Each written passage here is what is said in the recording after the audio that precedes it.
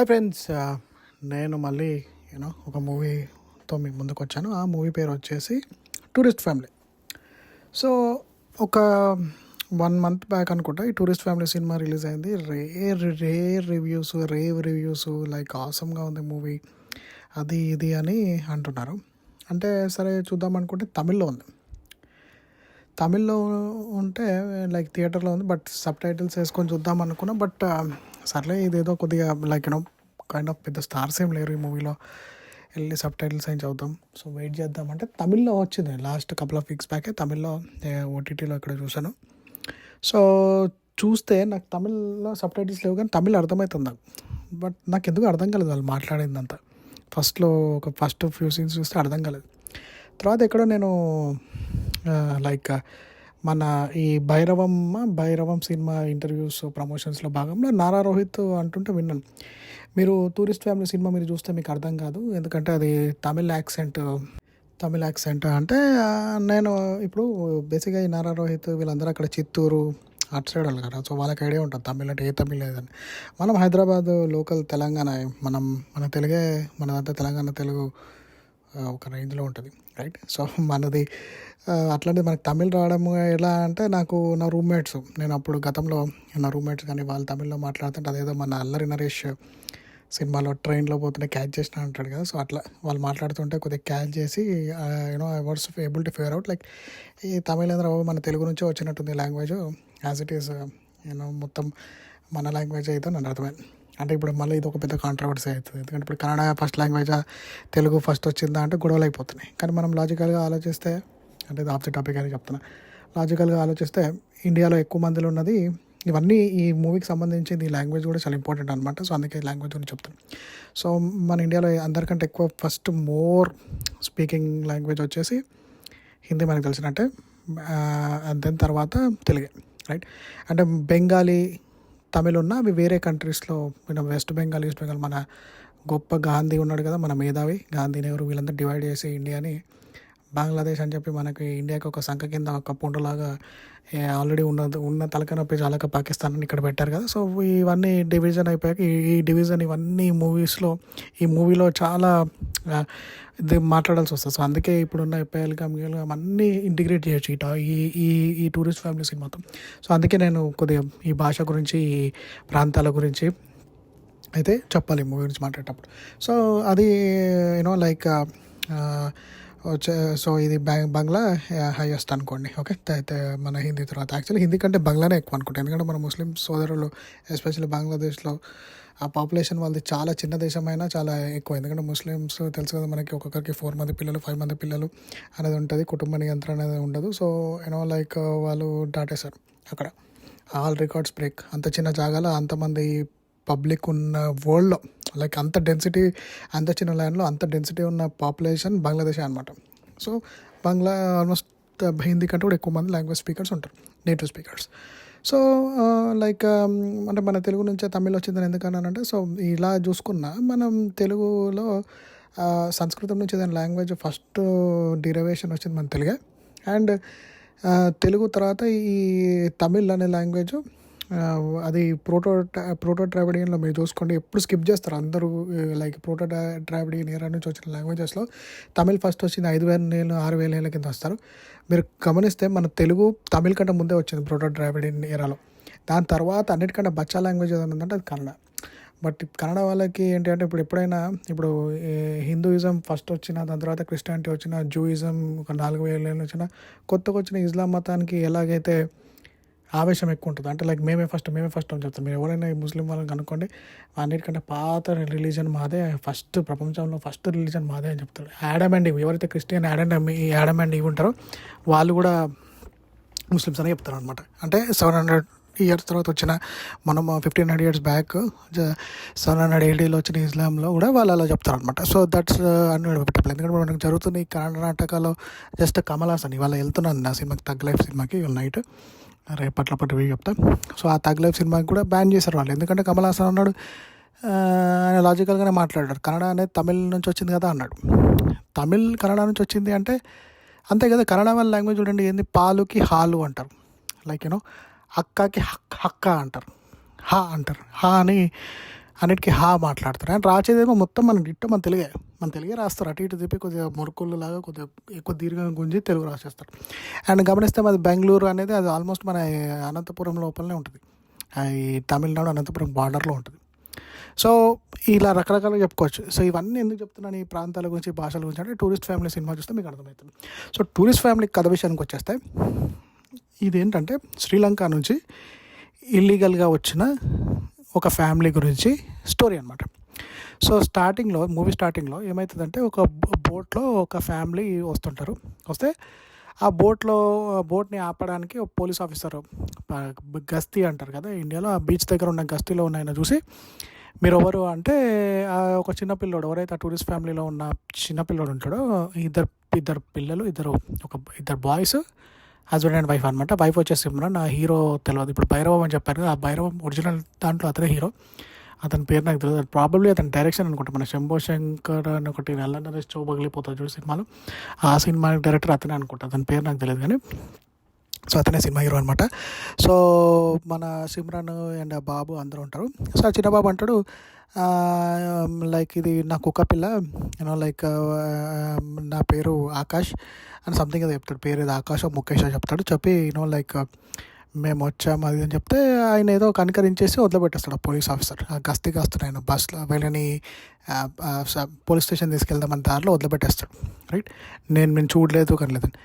దిగాక ఏం తెలుస్తుందంటే తీరా పిల్లోడు ట్రిక్ చేస్తాడు. అసలు ఆ పిల్లోడి పేరు అదే కాదు. ఆ పోలీస్ ఆఫీసర్ చేయి మీద ఉన్న పేరు చూసి అది వాళ్ళ కొడుకు పేరు అయి ఉండొచ్చు అని చెప్పి కదలలేడని చెప్తాడు అనమాట.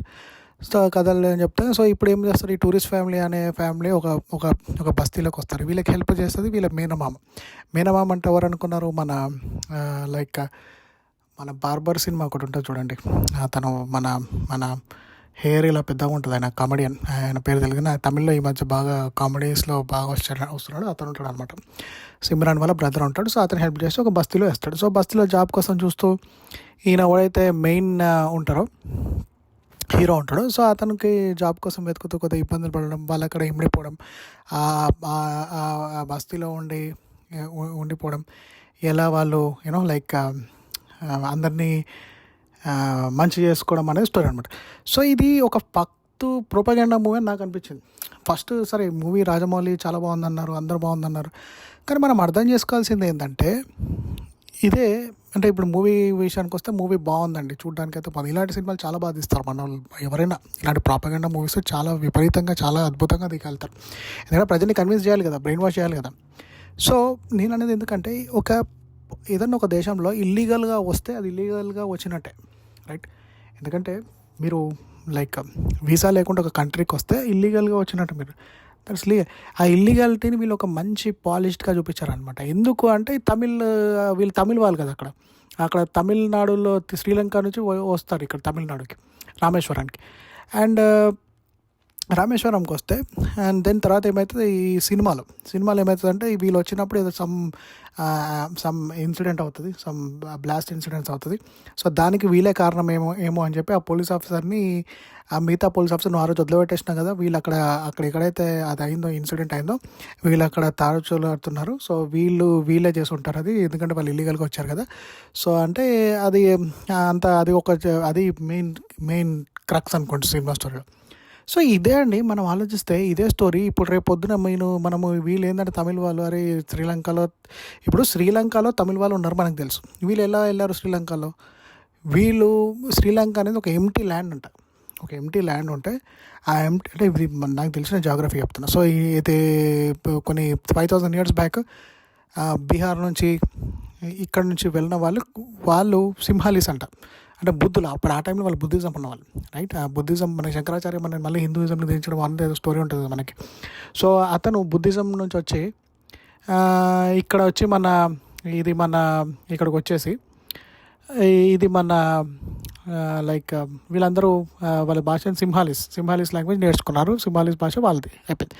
వీళ్ళ ఇమీడియట్గా అంటే ఒక 100కి 200 ఏళ్ళకి అటు ఇటుగానే తమిళ వాళ్ళు వచ్చారంట. Talking about maybe like BC మీరు వికీపీడియాలో కూడా చూసుకోండి, లేక ఎక్కడైనా వీళ్ళ తమిళ చరిత్ర చదివితే మనకు అర్థమవుతుంది. సో వికీపీడియాలో కూడా సో వచ్చారు, రైట్. అండ్ దెన్ తర్వాత బ్రిటిష్ వాళ్ళు వచ్చినాక ఇంకా చాలా మందిని పట్టుకొచ్చారు మైగ్రెంట్స్ని. ఎందుకు అంటే అదే చాయ్ సిలోన్ అంటే మనకు తెలుసు, tea, Sri Lankan tea famous. British వాళ్ళు చాయ్ కాఫీ మనకు అలవాటు పెట్టారు. ఈ థ్యాంక్ యూతో పాటు చాయ్ అనే ఒక పనికిరాని అలవాటు మనకి అంటించిపోయారు అనమాట. సో ఇది పెడితే మనం ఆలోచిస్తే, సో ఇక్కడ ఇప్పుడు వాడు ఏంది, ఇప్పుడు మాకు సపరేట్ కంట్రీ కావాలని, ఎందుకంటే మేము తమిళ లాంగ్వేజ్ తమిళనాడు మాట్లాడుతున్నామని. దానికోసం వాళ్ళు యుద్ధాలు చేస్తారు, మాకు ఉద్యోగాలు రావాలన్న. తర్వాత వీళ్ళకి తమిళనాడులో వాళ్ళు పొలిటీషియన్స్ కానీ వీళ్ళని సింపతి, అరే మా తమిళ వాళ్ళు వాళ్ళు మళ్ళీ వీళ్ళ కోసం వీళ్ళు తమిళ వాళ్ళు శాలువాలు కప్పుకొని ఆ తమిళ ఎంపీలు ఉంటారు కదా, ఆ ఫోటోలు పెట్టుకొని జల్లెలతో ఫోటోలు జోబులో మన భరత్ అనే నేనులో చూపిస్తారు కదా. సో అలా ఉండి వాళ్ళందరూ ఏం చేస్తారు, అక్కడ మాకు వీళ్ళకి సగం అసెంబ్లీ సెషన్స్ ఉంది తమిళనాడు కంటే వీళ్ళ థాట్ ప్రాసెస్, వీళ్ళ థింకింగ్ అంతా ఈ శ్రీలంక మీదే ఉంటుంది అనమాట. అది చాలినట్టు ఇక ప్రభాకరన్ ఎవరైతే తమిళనాడులో అప్పట్లో తమిళ్ ఈలం అనే పెట్టిన ఎవరైతే ఉన్నాడో అతన్ని ట్రైనింగ్ ఇచ్చి అతను మొత్తం దువ్వి రాజీవ్ గాంధీ ఆ పీస్ కార్ప్స్ అని అవి కార్ప్స్ అని చెప్పి అతనికి ట్రైనింగ్ ఇస్తే పామును పెట్టి పోషించినాడు. లాస్ట్గా ఆయన రాజీవ్ గాంధీని లేపేశారు వాళ్ళు ఒక టైంలో, రైట్. ఎందుకంటే వీళ్ళు సపరేట్ శ్రీలంక అనేసి, ఇప్పుడు వాళ్ళ దేశం వాళ్ళు ఫస్ట్ వెళ్ళారు, వాళ్ళ దేశం, రైట్. అండ్ వాళ్ళు సింహాలి దేశం, రైట్. ఇదంతా ఎందుకు చెప్తున్నా వినండి మీరు ఖచ్చితంగా. నా థాట్ ప్రాసెస్ చెప్తుంది జెండా మోహన్. ఎందుకంటే సో వాళ్ళ దేశం వాళ్ళది, నువ్వు వచ్చావు, నీ పాపులేషన్ తక్కువ ఉన్నప్పుడు ఇప్పుడు మనం ఇండియాలో మనం హిందూస్ ఉన్నాం, ముస్లిమ్స్ ఉన్నాం, అందరూ ఉన్నాం. బట్ అలాగే మనకి హిందీ మాట్లాడతారు, తమిళ్ మాట్లాడతారు, తెలుగు మాట్లాడతారు. బట్ మనం తెలుగు వాళ్ళం తక్కువ ఉన్నా మన రాష్ట్ర భాష తెలుగు కాదని చెప్పి మనం గొడవలు చేయట్లేదు కదా. హిందీ వాళ్ళే అని చెప్పి హిందీయే మాట్లాడుతున్నాం మనం కూడా. ఇప్పుడు హైదరాబాద్ అన్న అయితే మనకి హిందీ పక్కా వస్తుంది, రైట్. సో నేను అనేది ఏంటంటే మరి వీళ్ళు అంత ఇమోషనల్ అయిపోయి సినిమా అయితే తీస్తారు, తమిళ్ వాళ్ళని పాజిటివ్గా చూపించారు. ఇదే ఆలోచించండి. ఇదే ఒక రేపు పొద్దున నార్త్ ఇండియాలో బంగ్లాదేశ్ నుంచి వచ్చినట్టు, రోహింగ్యా ముస్లిమ్స్ వచ్చినట్టు, పాకిస్తాన్ వాళ్ళు వచ్చినట్టు, వాళ్ళొక బస్తీకి వచ్చినట్టు వాళ్ళని ఒక మంచిగా చూపించి వాళ్ళొక గుడ్ ఫ్యామిలీ అని చెప్పి వాళ్ళు 5 times నమాజ్ చదువుతారు, 6 times లైక్ ఎవ్రీ ఫ్రైడే మస్జిద్ పోతారు. అండ్ తర్వాత ఇలాగే ఆ బస్తీలో ఉన్న వాళ్ళందరూ మంచిగా చూసుకుంటారు. ఇవన్నీ చెప్తే అలాంటిది మనము లైక్ ఎలా యాక్సెప్ట్ చేయం కదా. అప్పుడు మనం ఏం చేస్తాం, మనం అందరము లైక్ అరే నో లైక్ ఇది మన ఇది ఇంపాసిబుల్, అలా ఎలా తీస్తారు, అమెరికా దేశద్రోహి, బంగ్లాదేశ్ నుంచి వచ్చారు, పాకిస్తాన్ నుంచి వచ్చారు అని మనం అనుకుంటాం. లైక్ బంగ్లాదేశ్ వాళ్ళకి ఒక రూలు, పాకిస్తాన్ వాళ్ళకి ఒక రూలు, శ్రీలంక ఒక రూలు మనకి మైండ్ సెట్ అయిపోతుంది. అంటే నేను ఈ సందర్భంలో ముస్లిమ్స్ వాళ్ళని సమర్థిస్తలేను, బట్ ఎందుకంటే మనం భయపడిపోతారు. మనకు చాలామందికి అరే వాళ్ళు ఒకసారి మెజారిటీకి వచ్చేస్తే ఇండియాని తీసేసుకుంటారు, మళ్ళీ ఇంకో పాకిస్తాన్ అడుగుతారేమో, ఇలాంటివన్నీ ఉంటాయి. బట్ లాజికల్గా ఆలోచిస్తే ఇదే కదా, వాళ్ళకి తమిళనాడు వాళ్ళకి సింపతి, తమిళ వాళ్ళు సింపతి, వాళ్ళు అక్కడ కష్టాలు పడుతున్నారు, ఇక్కడికి వచ్చి మేము బతుకుతున్నాం అని చెప్పి టూరిస్ట్ ఫ్యామిలీ ఎందుకు చెప్తారంటే వీళ్ళందరికీ మేము టూరిజం కోసం వచ్చాం, మేము శ్రీలంక నుంచి వచ్చాం, టూరిజం కోసం వచ్చామని చెప్తారు అనమాట, కానీ ఇల్లీగల్గా వచ్చిన. సో నేను అనేది ఏంటంటే ఇది మన ఒక పెద్ద లైక్ మూవీలో ఒక థింగ్ ఏంటంటే లైక్ ఒక ఇల్లీగల్ థింగ్ని వీళ్ళు ఒక లీగల్గా మంచిగా చూపిస్తారు అన్నమాట, పాలిష్గా. సో అది నాకు నచ్చలేదు మూవీలో, రైట్. ఇప్పుడు ఎంతో గొప్పగా తినండి. సో ఇప్పుడు ఎలా అంటే ఇప్పుడు క్రిస్టియానిటీ ప్రాపగేండేషన్ మూవీస్ ఉంటాయి, రైట్. సో వీళ్ళు దయ్యాలని అవి చూపించి రాష్ట్రీయ జీసస్ క్రైస్ట్ ప్రభు అని చెప్పి ఇలా సిలువ చెప్పగానే ఆ దయ్యాలు పారిపోతాయి. అమెరికాలో ఆ సినిమాలు చూసి నవ్వుకుంటారు చాలామంది, బట్ కొందరు నచ్చుతుంది. అది ఎవరిది వాళ్ళకు ఉంటుంది, రైట్. సో నేను అనేది ఏంటంటే ఈ మూవీలో మనకి ఇదైతే ఉంది, రైట్.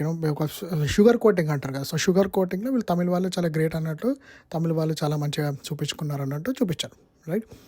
అంటే తమిళ వాళ్ళు ఎక్కడున్నా అక్కడ వాళ్ళు వీళ్ళు హెల్ప్ఫుల్ ఉంటారు అన్నట్టు చెప్పారనమాట. ఓకే. సో దెన్ అండ్ అలాగే ఆలోచిస్తే ఈ మూవీలో ఇంకా నాకు నచ్చిన విశేషం ఏంటంటే సబ్టెల్గా మన హిందూయిజం మీద ఒక మంచి పంచాయతీ ఇచ్చారనమాట. ఎలా అంటే వీళ్ళు హిందూసా ముస్లిమ్సా ఏం చూపించారు, లైక్ ఉన్న వీళ్ళు లైక్ శ్రీలంక నుంచి వచ్చిన ఫ్యామిలీ ఆబ్వియస్గా హిందూసే ఉంటారు. కాకపోతే ఏమవుతుంది, ఒక సీన్లో ఎవరైతే ఆ కమెడియన్ ఉంటాడో, తమిళ కమెడియన్ ఉంటాడో, అతని పేరు యోగి బాబా, రైట్. ఆ యోగి బాబు ఇంకా హీరో వెళ్ళి ఒక ఇంటికి వెళ్తే ఆ హీరో అతనికి కప్పులో కాకుండా మామూలు ప్లాస్టిక్ కప్పులో ఆ ఇంట్లో పనుడు కాఫీ సర్వ్ చేస్తాడనమాట. కాఫీ సర్వ్ చేస్తే ఆ ఇంటి ఓనర్కి కోపం వస్తుంది. కోపం వచ్చారే నువ్వు కప్పులలో ఎందుకు సర్వ్ చేస్తావు, అందరికీ ఒకటే సమానంగా ఉండియాలి కదా, వేరే వాళ్ళు వస్తే కప్పులో సర్వ్ చేస్తే వీళ్ళకి ఎందుకు ఇచ్చావు, ఇతను జాబ్ కోసం చూసేటప్పుడు అని అంటాడు. సో నేను అనుకున్నాను 90% ఇప్పుడు ఈయన క్రిస్టియనో ముస్లిమో ఉంటాడు, ఎందుకంటే ఈ తమిళ వాళ్ళు కానీ ఇలా అంటే నిజంగానే అతని పేరు మాథ్యూ అని ఉంది. ఎవరైతే ఆ సీన్లో అంటే సీన్ సబ్టిల్గా ఏంటి మళ్ళీ హిందూజంలో క్యాస్టిజము మళ్ళీ అంటరాంతనము ఇలాంటివి ఒక ప్రొవోకింగ్ ఇలాంటివి ఒకటి పెట్టాలన్నమాట తమిళ సినిమాలో ఖచ్చితంగా. సో ఇలా అనిపించింది. సో నాకు టోటల్గా అండి ఈ సినిమా చాలా అంటే ఇలాంటి షుగర్ కోటింగ్ సినిమాలు చాలా మంచి స్క్రీన్ ప్లేతో తీస్తారు. But it's a propaganda movie. Illegal is illegal. ఏ కంట్రీకైనా మనం లీగల్గా వెళ్ళాలి, ఇల్లీగల్గా కాదు. ఇల్లీగల్గా వెళ్ళి అరే అది లీగల్ అనుకుంటే అది లీగల్ అవ్వదు. ఈ టూరిస్ట్ ఫ్యామిలీ అనేది ఒక ఆ తమిళ వాళ్ళకి అదే మనం ఎక్కువ హైప్ ఇచ్చేసి టూరిస్ట్ ఫ్యామిలీ ఇంతోటి సినిమా అంతోటి సినిమా అనడం చాలా యూనో మూవీ పరంగా బాగుండొచ్చు, కానీ కాన్సెప్ట్ దీన్ని చూడండి, తమిళనాడులో స్టేట్ అవార్డు ఆ అవార్డు ఈ అవార్డు ఇక లేపేస్తారు తమిళ మీడియా అంతా. సో అది మనకు సంబంధం లేని సినిమా. సో నేనైతే చూసాక అయితే నా థాట్స్ ఇవి. నేను what I think is like illegal is illegal, right. మనకు బంగ్లాదేశ్ వాళ్ళకు ఒక రూలు, పాకిస్తాన్ వాళ్ళకు ఒక రూలు, శ్రీలంక వాళ్ళకు ఒక రూల్ కాదు కదా, ఎవరి కంట్రీ వాళ్ళది.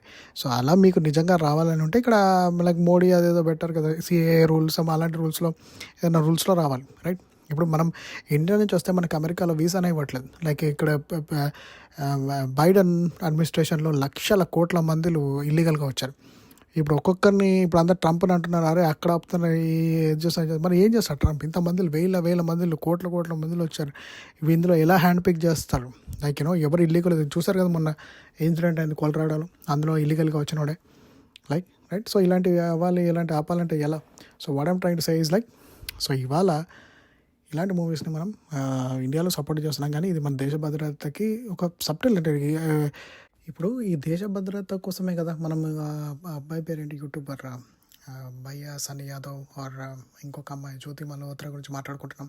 పాకిస్తాన్కి వెళ్ళడమే కదా నా ప్రాబ్లం, రైట్. అంతకు వీసా ఉంది, డాక్యుమెంటేషన్ ఉంది, జస్ట్ బికాస్ అది పాకిస్తాన్కి వెళ్ళొచ్చాడు అని చెప్పి మనం స్క్రూటినైజ్ చేస్తున్నాం, శత్రు దేశం అని. అండ్ బట్ ఇప్పుడు ఈ షుగర్ కోటింగ్ ఎందుకు మనకి, ఇది మన శ్రీలంక అని, రైట్.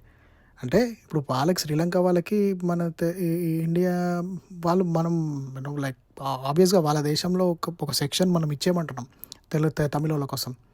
అండ్ దానికి మనం మన ఇండియన్ గవర్నమెంట్ అప్పట్లో వేలు పెట్టి చేయగలుచుకుందాం అనమాట, రైట్. సో అంతే కదా. సో వాళ్ళకొక రూల్ వీళ్ళకొక రూల్, వీళ్ళకొక న్యాయం వాళ్ళకొక న్యాయం అనేది ఎందుకు, రైట్. ఏ దేశం వాళ్ళు ఒక దేశంలో ఒక బౌండరీస్ డిసైడ్ అయిపోయాక ఆ దేశంలో ఇప్పుడు మన ఖలిస్తానీస్ అంటే ఎందుకు మనం భయపడిపోతున్నాం, రైట్. సో మనకు టెన్షన్ అయిపోతుంది, రైట్. సో అలాగే ఇది ఇలాంటి మూవీస్ లైక్ ఇది మన నేషనల్ ఇంటిగ్రిటీకి అగేన్స్ట్ అయిన మూవీస్ ఇవి.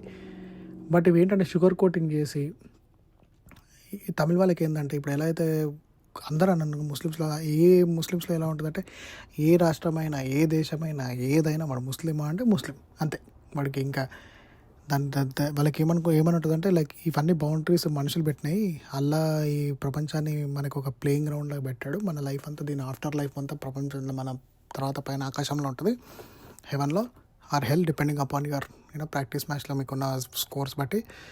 సో ఆ స్కోర్స్ అనేటివి అని వాళ్ళు ఖురాన్లో రాసుకున్నారు. సో అలా ఉంటుంది అని అన్నారు, రైట్. సో అందుకే వాళ్ళు ఇమోషనల్ అయిపోతారు, ఎందుకంటే యూనివర్సల్ బ్రదర్హుడ్, ముస్లిం బ్రదర్హుడ్ అనేది ఉంటుంది, ఉమ్మా అనేది, ముస్లిం ఉమ్మా అనేది ఉంటుంది. సో అలాగే తమిళ వాళ్ళకు కూడా తమిళ ఉమ్మా అనేది ఉంటుందేమో. సో ముస్లిం వాళ్ళకి ఉమ్మా ఉన్నట్టు ఈ తమిళ వాళ్ళకి చుమ్మా అలాగే ఏమైనా ఉంటుందేమో, వాళ్ళ వర్డ్ ఉంటుంది కదా చుమ్మా అని. సో సబ్టిల్గా ఒక మెసేజ్ అనమాట ఈ సినిమాకి, లైక్. బట్ నాకైతే మూవీ స్టోరీ పరంగా స్క్రీన్ పరంగా ఓకే ఉన్నా, ఇందులో ఉన్న పాయింట్ అయితే నాకు నచ్చలేదు. Because like I said illegal, alien is illegal, everything has to be in a legal path and there is a way to do it. Just because వీళ్ళు తమిళనాడులో వచ్చి ఉన్నారు కాబట్టి షుగర్ కోటింగ్ సినిమా లాగా అనిపించింది. సో ఫ్రెండ్స్ మీరు కూడా చూడండి, చూసే మీకు కూడా ఇలాంటి అభిప్రాయం ఉంటే కింద కమెంట్స్లో రాయండి. నా అభిప్రాయంతో మీరు ఏకీభవించకుంటే కూడా కింద కమెంట్స్లో రాయండి. Okay friends, take care, love you all. మరి ఇంకొక మూవీతో మేము ముందుకుంటారు. Take care, bye by.